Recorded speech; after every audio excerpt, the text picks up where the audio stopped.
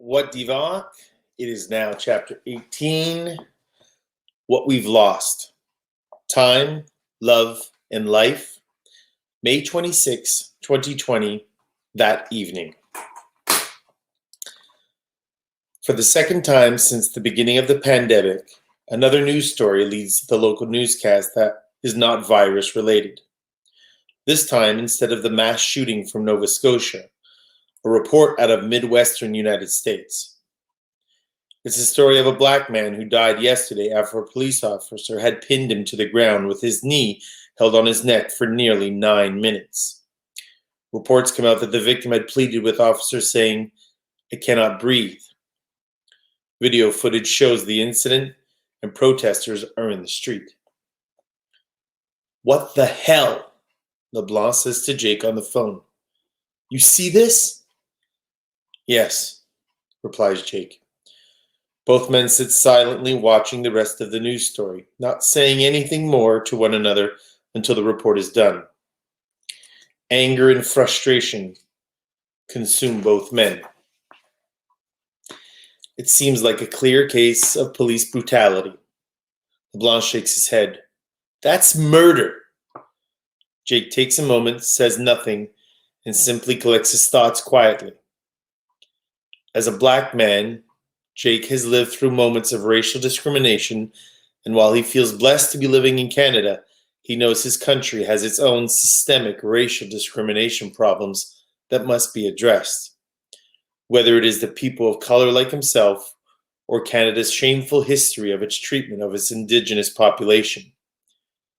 Jake takes a moment and says to his best friend, "The people in this world need to be better to one another." Maybe it takes a global pandemic for people to wake up, for real change to finally happen. And I mean real change. Our world may be focused and afflicted with this virus, but we definitely have some man-made social viruses such as racism that have infected our planet for way too long. Too damn long. He takes a breath, and one more. They sit on the phone, not saying much, just listening to the rest of the newscast, thinking about everything that has happened around them in the world. Jake knows that even with all he has lived through today, the ups, the downs, hopes, and disappointments, even if it didn't go according to plan, he is content with his actions.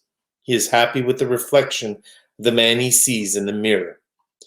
Both men know full well that this world won't change in 1 second, a day, or a year, but agree it's what they do individually that will determine the health and well-being of the rest of the population around them. There needs to be an awakening to this fact, one person at a time. Kate and Emma sit in the hospital waiting room. Emma has just returned to the hospital after driving the kids in Monroe home for the evening. Monroe has convinced his daughters that he'll stay with his grandkids for the night, as they need some rest also. He also needs to secretly do something at home. If anything happens, he knows the girls will call him right away, as he intends to be at the hospital all day tomorrow for Evelyn. At home, Ryan and Lizzie talked and ate pizza with Grandpa. Lizzie asked her mom to stay with Ryan tonight, and they have dozed off together on the couch after a difficult day. Monroe smiles as he watches his grandkids sleep and quietly heads to his room. He goes into his closet and pulls out his old army uniform, which looks as neatly pressed as those of a soldier heading off to war. He puts it on.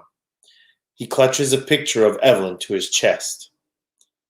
Monroe superstitiously feels that putting on his uniform may help in some way. When he almost died in combat, he survived because of the love of the woman he had waiting for him back home, he always thought. He always believed that. He needs to try to repay that unconditional love and be in uniform fighting for Evelyn to pull through. It's simply what he believes.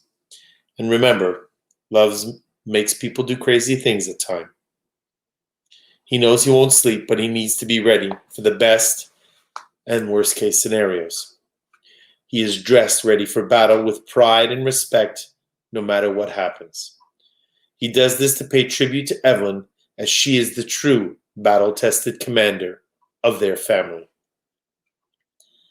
The sisters keep each other company as they wait nervously. Emma needs to be with her older sister, as the violent experience with William over the last few weeks, and especially today, has left her scared, hurt, confused about her future.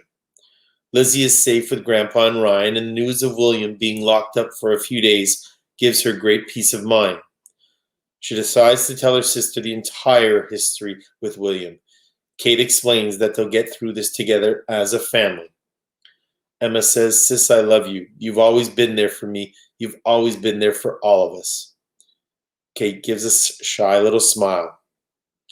Emma tries to change the conversation and continues, "And what about you and Jake? He seems like a nice guy, and from what I hear, he's crazy about you.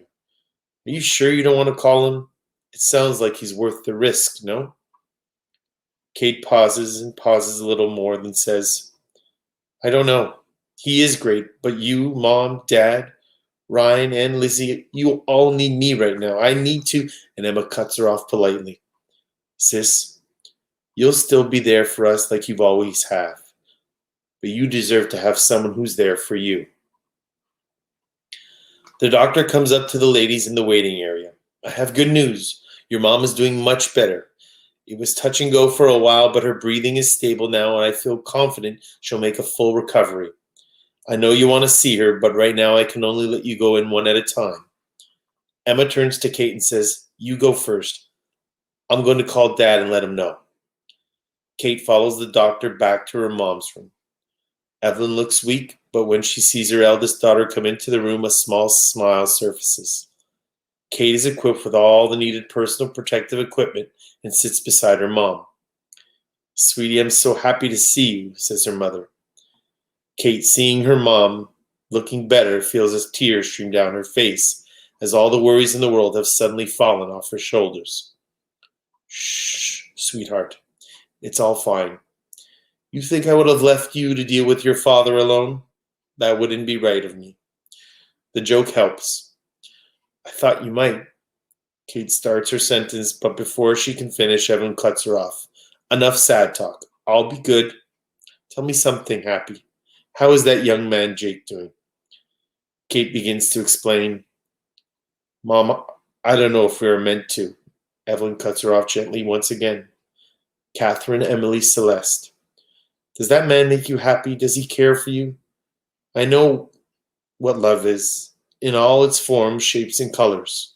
I've been able to love your father with all his grumblings for over 47 years. You deserve to love and be loved. My dear, give this man a chance he deserves. Nobody is perfect, even you. Let this imperfect man be imperfect with you in this very imperfect world." Kate knows what her mother is trying to say, and what she says is true. She feels it. She simply has a hard time taking that leap of faith. "I want to, Mom. I think I fell for him, but what if..." Kate gets cuts off one last time. "What if he's the one, Katie Bear? Let that be the what if." Both women smile to one another, and Kate holds her mom's hand and stares lovingly at her. Back at Jake's apartment, he is on the phone with LeBlanc, talking about their respective struggles and the challenges that the world faces. The camaraderie that the best friends have shown for one another is both grounding and comforting to them. They don't take that for granted any longer. All they see on TV at the moment is a barrage of negative news, until in our final story tonight, the newscast anchor says, "Reporter Zoe Sassy, who's been covering news about life during the pandemic, brings us a story of hope and kindness." By chance, this reporter witnessed this act of kindness from two men who performed for a group of seniors at an old folks' home. Interview after interview, elderly residents thanked the two unknown singers who brought those folks chuckles and smiles in an attempt to entertain them with their musical talents and missteps. And in the final clip, Jake is shown talking from the back of the pickup truck. He's quoted as saying, "I wanted to do something nice for someone I love.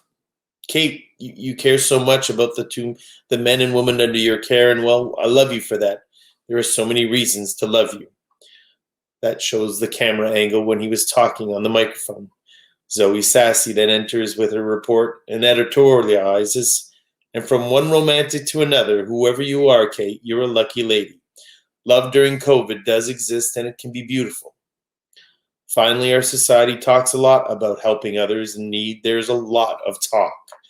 These two men didn't just talk about doing something, they did something.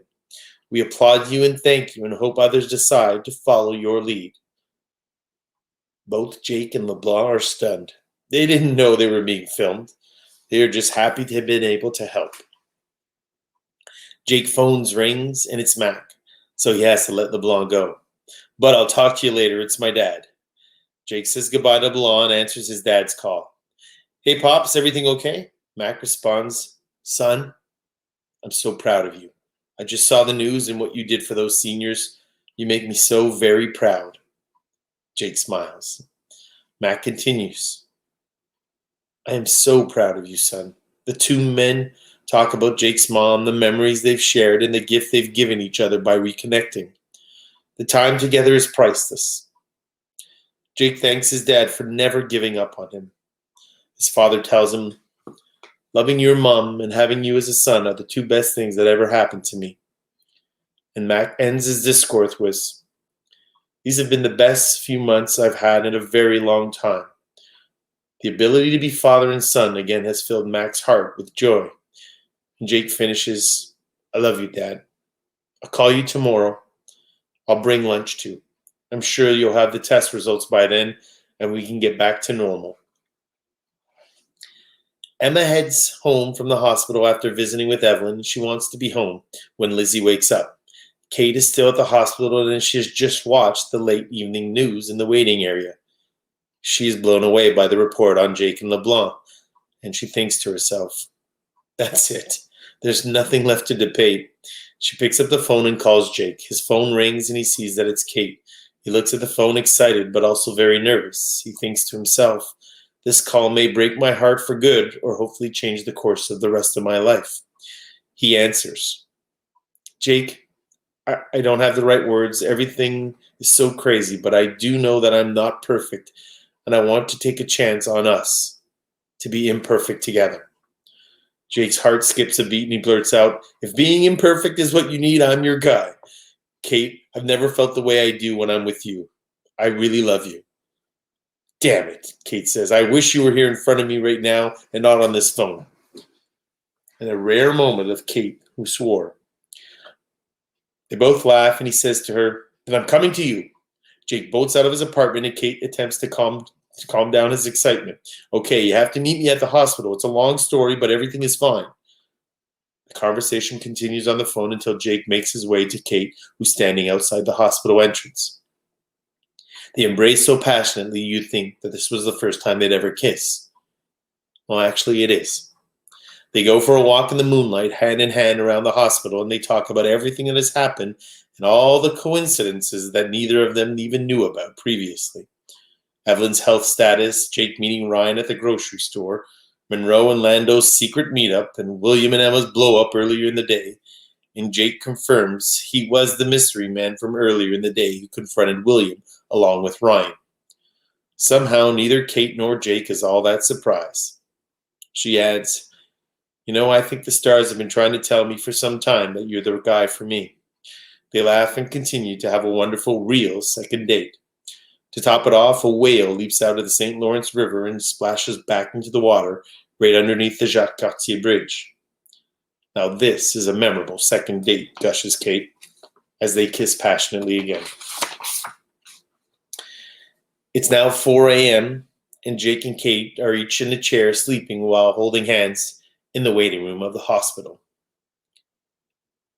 The sun comes up at 5:13 a.m. that morning, and Mac is sitting in his comfy chair, looking out his apartment window towards Mount Royal, with its signature St. Joseph's Oratory in the background. He drops his cup of coffee from his limp hand as he slouches over in his chair. Mac passes away. Officially, 89 people die in Quebec alone from COVID-19 on this day, which brings the provincial count to 4,228 people to date. Later on that morning, Mac's phone rings and rings, then goes straight to the answering machine. Hello, Mr. Inola. This is the CLSC, which is the health clinic. We have the results from your COVID-19 test. If you could please call us back as 514-555-5555 as soon as possible for your test results. Thank you and have a nice day. Mac will never get a chance to call back. Did he die from the virus? Does it matter? The sad truth is that he is no longer alive for whatever the health reason. And would it make it any better or worse if he did die from the virus? That was chapter 18.